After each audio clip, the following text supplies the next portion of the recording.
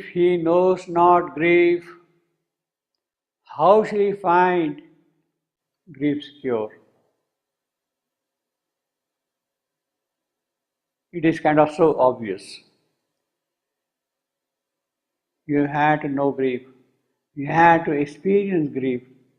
You had to experience pain, affliction, suffering. If you had to find the cure for pain, affliction, suffering. It cannot be by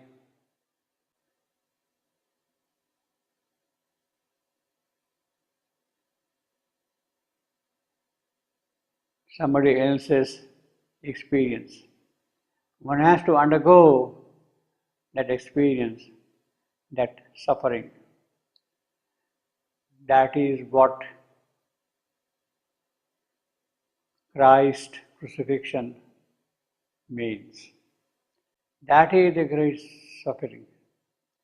That is the great knowing of grief. And it is only in that knowing the solution can be found for grief. Savitri has to experience grief. She has discovered her soul. She has already discovered her soul. She has found her soul. And at once, the divine being, the divine Savitri, rushes into her soul. And the two Savitris, the human Savitri who has discovered her soul and the divine Savitri, they rush into each other, they fuse into each other and grow one. The transcendental Shakti is now seated in the soul of Savitri. But this fusion of the transcendental Savitri and the human Savitri is the first step towards perfection. It is the first perfection. Soul, yes, all right. But what about nature? Savitri's human nature, built of the inconscient stuff. What about that? That must also experience the divine presence in it fully. The perfection to come is necessary. A temple is shaped, but in the temple, God has to come and live. In it, God has to come and live in the temple. The temple is built, is shaped, it is present there now, and God has to come. But when would God come and live? To stay there, he should need an empty place, an empty room. In order that God lives in it, Savitri must make room for him to live in it. She must empty herself out fully. Whatever the contents are there of this lower creation, they must get blown out, they must be removed, they must disappear. Unless that happens, God would not come and live in it. The temple would not be occupied by God. It would not belong to God. Savitri must annul herself completely. Remove everything which is there in her annul herself completely, that only God be. Her present spiritual realization is only going to shape the possibility of God's arrival. But there is still the abysmal night standing in front of her, the night of this inconscient creation. And it is a night which is there before the arrival of the dawn. It is that night which Savitri has to confront. A formless, shapeless dread springs up from that night. It invades Savitri. It challenges Savitri.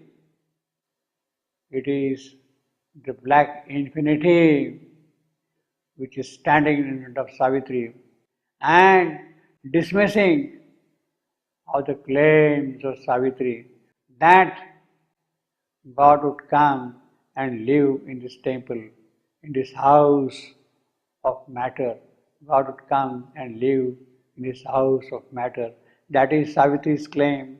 But this dread arising from the abysmal night challenges Savitri that it cannot happen.